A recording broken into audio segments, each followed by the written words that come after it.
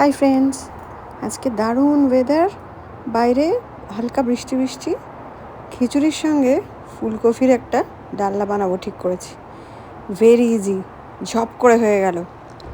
ফুলকপিগুলোকে নুন, হলুদ, লঙ্কা গুঁড়ো আর হালকা তেল দিয়ে ভালো করে মাখিয়ে নিয়েছি। এগুলোকে তেলের মধ্যে ডুবিয়ে ভাজার কোনো দরকার নেই।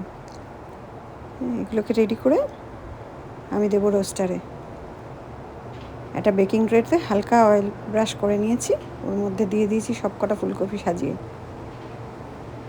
এরপরে ওটাকে আভেনে 400 ডিগ্রিজে গরম করে একটু প্রিহিট করে নিয়েছি। নিয়ে তারপরে ওগুলোকে ঢুকিয়ে দিয়েছি আভেনের মধ্যে। আধ ঘন্টা রেখে দেবো, ফুলকপি একদম রেডি হয়ে যাবে ডালনা করার জন্য। এই দিলাম ঢুকিয়ে, হাফ অ্যান আওয়ার ওয়েট করতে হবে। এর মধ্যে আমি মশলাটা বানিয়ে নেব।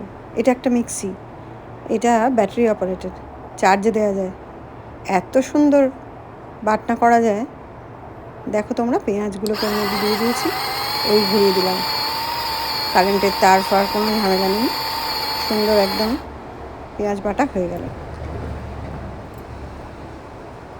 দেখো তোমরা, পেঁয়াজ বাটা হয়ে গেছে। এত ইজি প্রসেস। এই মিক্সিটা অ্যামাজনে কিনেছিলাম, একটা জাপানিজ কোম্পানির। জাস্ট চার্জে দিয়ে দিই, কাজ শেষ। এই দেখো, আদা রসুন লঙ্কা সব একসাথে বেটে নিয়েছি। পেঁয়াজ বাটা রেডি, আদা রসুন লঙ্কা বাটা রেডি। এইবার তেল দিয়ে নিয়েছি। তেল গরম হয়ে যাওয়ার পরে ওর মধ্যে জিরে, শুকনো লঙ্কা ফোড়ন দিয়ে দিলাম।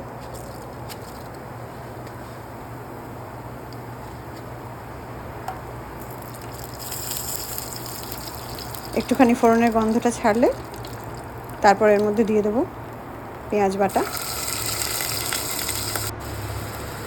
টমেটো দিয়ে দিয়েছি, আদা রসুন বাটাও দিয়ে দিয়েছিলাম।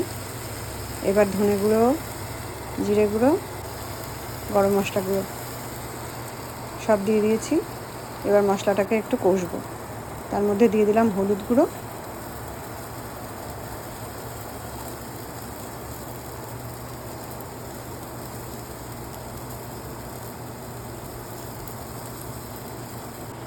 কিছুটা লঙ্কা গুঁড়ো। মশলাটাকে তেল ছাড়া পর্যন্ত ভালো করে কষে নিয়েছি। এরপর রোস্টার থেকে কিন্তু বার করে নিয়েছি ফুলকপিগুলো।